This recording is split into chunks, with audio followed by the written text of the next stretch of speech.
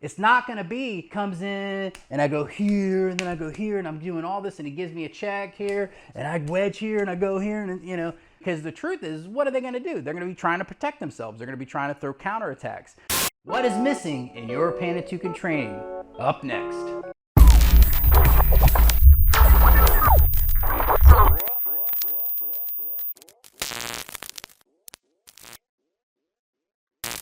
Hey guys, my name is Sean Elders and this is Pinnacle Combat Arts. Like, subscribe, comment down below, hit the bell so you can be notified every time we get a new video. The real question should always be, no matter what style or system that you're training in, is what is missing? And how is that based on? What do you base that off of? Well, you base that off of live motion, sparring, battle testing, battle games, okay? Pressure testing. Those are the ways that you understand and know what is missing in your training. And so that when you're training and you're doing this and you're doing your sparring sessions and you're having people do certain things, there are going to be mistakes that you make. And this is how we reverse engineer our material. We reverse engineer and figure out what is missing, what do I need to do, and what do I need to change so that I'm a better fighter, okay? Because that's the number one thing, right? What are we doing? No matter what style or system you're doing, how is it going to help me in the real world? That's really what it comes down to. Some people may do it for the art of it, the artistic of it, and that's fine too. Some people may do it for the cultural aspects. That's fine too. But today we're talking about combat because this is Pinnacle Combat. The main missing thing that I see across the line whenever I go to seminars, I work with different people around the world, is that when they do Panantukan, they are missing 5 major things. That first thing that they're missing is footwork. They don't move around a lot. They stay in place. They stay locked in place. When in fact, depending on the terrain that you're fighting in, will dictate the type of footwork and the type of movement that you will do. So yes, if you are up in the mountains where you fight on wet rocks, things like that, you will be limited to how well you're able to move around. But if you are in an urban situation and you need to move around, well, guess what? Footwork helps us to get from A to B or A to Z. Footwork is everything. Every great fighter has good footwork. So our mobility, our ability to move around and be able to exploit our opponent and create new lines of attack is what we're trying to do. So I want you to remember that when we're working and we're doing all this stuff. A lot of times I just see this all the time where people are so stagnant, they're staying in place. So the first one is footwork. So we have to be able to get our basis footwork. A lot of times what you'll see is you'll have people practicing female, male, you know, all these different patterns, the diamond, all these different patterns, but what do they do after that? Are you staying real solid on the ground? All those things will dictate how well you will be able to adapt to your opponent, because placing yourself out of harm and putting yourself into the right position to create new openings, new lines of attacks is what it's all about. So when we do that, so one of the things we're going to do is I'm going to show you a couple different things that's important. Now, if you're in a terrain where it's wet, rocky, slippery, you can't do this. But if you're in an urban situation where you're on concrete or you're on solid ground, you're able to move and use this footwork to help be a better fighter. The basic rock and shuffle. Now, a lot of you guys will go, oh, this is kickboxing, blah, blah, blah. Well, guess what? All this is relative, dude. Because guess what? You have to be able to move around. If you can't move around, guess what? If the other person can, they are going to exploit you. And it doesn't matter what you think, go, oh, my Panantukan's the best. It's not going to be the best when you're getting your butt handed to you, okay? Because you got to have good footwork. So, good fighting stance. Go ahead and face the camera. So, when we have our basic hands, you guys may have different guard. This is the way I like to do my guard. A lot of times I'll actually have this hand up like this here, or I'll have my hands up like this here, okay? So that I'm already there. If they do any high kicks, high punches, anything like that, I'm already there. Now, obviously, the first thing that you want to incorporate is footwork. Footwork helps you to get in and out of different positions. So first thing is if you're in concrete or you're in a terrain that you're able to have solid foundation of footwork, he can do rock and shuffle. So he does the rock and shuffle, yep, and he's just moving back and forth, just like that, okay? Now, if somebody comes at him on this side of the body, he can step to the side real quick and then come back. The same thing on the other side. They throw a punch, yep, and he steps and comes back. And so that slight movement then creates the timing to set up for a counter. So when he sidesteps one way and then do a strike with it. So he steps out, boom, okay? He could do a straight, for instance.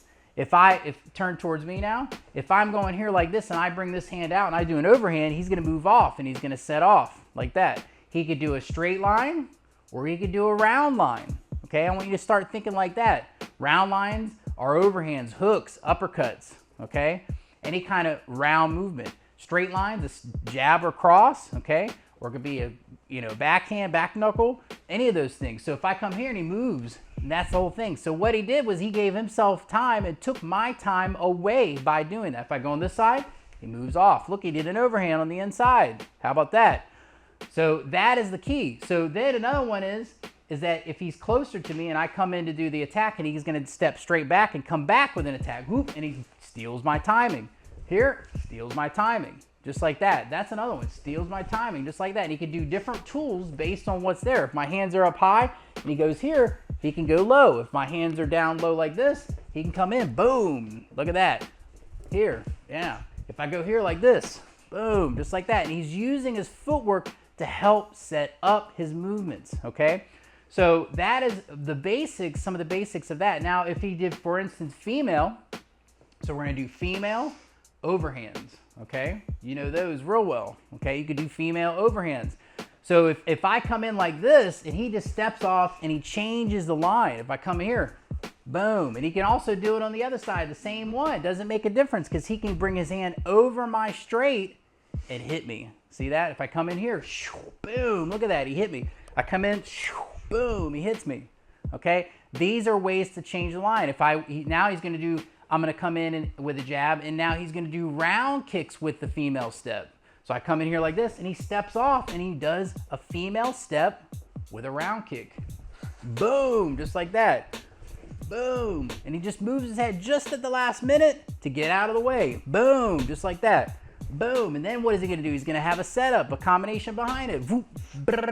Just like that. Yep. See? And notice I go. What is that? That's what I really want him to do with his combination. I want that combination to not just be fast, but be able to put those hands together. So I go here, see that?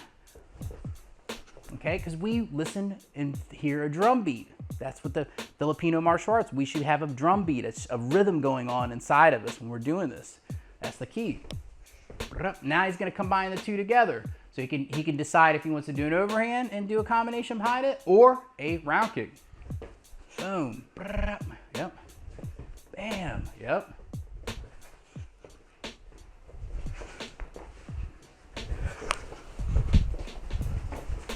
Okay. So those are some of the basics for footwork. Okay. I would say this is one of the first ones that I see that is one of the biggest things that just gets totally. I see it all the time. They do all these cool things. You go, okay, give me a jab. And he goes, ooh, and, and they're doing all this kind of stuff. That's all nice for the movies. But that's not reality, okay? The reality is that when he throws a punch, it may just boom, and I'm coming in and I'm doing my thing. You see? He throws a punch, boom, and I come in and I do something. It's not going to be he comes in and I go here and then I go here and I'm doing all this and he gives me a check here and I wedge here and I go here and it takes time to get to that point because the truth is, what are they going to do? They're going to be trying to protect themselves. They're going to be trying to throw counterattacks. So the reality of this is that, yeah, that's fine and good to play around and have those things where you're doing all these steps. But in reality, you need to break those pieces down and develop those individually. And then over time, learn how to flow and find those things, but in live motion. Not when you have a partner doing what you want, a dummy partner. That's the key to this whole thing. And that brings me into the next thing is framework. How do I progress? How do I put these things together? And the first aspect of this is I need to be able to get my tools, develop my tools over time. I need to be able to do each thing. Doesn't matter if it's just a jab or a cross or you're developing some higher level stuff where you're fitting in those destructions, okay? It doesn't matter. You have to have a progression on how I start off doing it this way. I get in the mirror, I make sure the mechanics are right. I work it on the bag or working on object training, having something come at me and I practice it. Then I get with a partner and I drill it and I practice developing, starting off slow, building up speed until I get my thing up. Okay, getting my development up. That's a key element to this whole thing, is getting the timing down and being able to move and get thousands and thousands of repetitions in, okay? A lot of people, I get these comments, that's never gonna work in a real fight, except for we do it, okay? We do it under high levels of pressure. I've got lots of video footage of it, and I put it on the YouTube channel, okay? So don't tell me it doesn't work, because I know it works because I've used it. I've used it under high levels of pressure, okay? It is about practicing it and dedicating yourself to something greater, okay? That is what it's about. Martial arts is about that dedication. It's about developing the mind, body, and spirit as one. And if we can't do that, guess what? If you can't do it the first couple times, that means you got to practice. That means that you got to put 10,000 repetitions into different variations of this to get it good, to make it work. You can ask any of my students. You can watch my students, and you can see the level, okay, of attributes. That is what it's about. It's not about me. It's about what I can help my students do, okay? That is what it's about. I'm not here to show off. I'm here to help you be able to be the best version of yourself. So the progression is very important. Making sure that you have the time. So you start off with your fundamentals, okay? Then you move to drills and exercise with your partner. Then you go to live motion. And then you start, when you make mistakes in live motion, you go back to fundamentals and go back to drills with your partner, and then go back, and then after you've done lots and lots of repetitions to fix that thing that you weren't getting right or weren't able to get, then you go back to, then you do it in live motion. You should be doing live motion exercises if you're in good shape and stuff every week. You should be sparring every week, once a week at least. And then 2 days a week, you have your class time, and then at least, you know, a few times or at least once to 3 times a week, you have your private training, okay? And that kind of thing. That is the progression that you should be doing if you really want to become good and you want to be proficient at this material, okay? That is the key element. It's about learning how to recognize the attack, okay? So number 3 is when we talk about what is our mentality? Our mentality, the way, what we think about. Why are we doing Panatukan to look like a movie so we can look cool? Or are we doing it so that we can survive in a violent altercation? Because that's the real question you have to ask yourself. I'm not interested in showing off for people. I barely show off on this channel because I don't care about showing off. I want to teach you how to make this stuff work like it has for me, because I know it works, okay? So that's the difference. We can think it works, or we can think we're good, but until you test it out, okay, under high levels of pressure, you won't know. And that's the whole thing of this thing. So how do I progress? I progress first by changing my mental mentality. Am I doing this to look cool? Or am I doing this to learn how to survive in a nasty, violent altercation? Because that nasty, violent altercation could happen to you any day, and you think that it can't, okay? Because we live in a society where luckily things sometimes are better, but sometimes they get worse. And you need to be able to know that at any moment something could happen. I know because I've been through it, okay? I've been through violent altercations, okay? And I know, and that's why I'm so passionate about this, is because I want to help other people be able to engage. If they need to engage in a violent altercation and survive, I want to help them do that. And I want to change the mentality that we have. Oh, that's never going to happen to me. Well, people say that about car accidents. People say that about a lot of things, but they do. They do happen. So the other aspect, we have to change our mentality, which helps change we change our belief systems, okay? And we no longer care about what's cool, what looks flashy, how other people think of us, okay? Who cares? What matters is what's happened inside of you. Number 5 is spar, okay? You have to spar. Burton Richardson, he put out a post a couple years ago. It said, No spar, no JKD. That's what it said. No spar, no JKD. And it's the same thing in Panantukan. It's the same thing in any martial arts style that you're doing, okay? Unless you're working with internal stuff like Qigong or something like that, Tai Chi. Besides those kind of things, you need to spar. And if you're not sparring, if you're not pressure testing, if you're not doing battle games, and you're not experiencing what live motion, this is what I call live motion, is all about, guess what? You're not being realistic to what you're doing. So today I have this little talk with you so that you can get in touch with reality, because some people that are doing Panantukan, they're not in reality. They're just sitting there and they're going, okay, thank you, you know, and they're doing these movements and they're just sitting there and the other person's not doing anything. Well, guess what?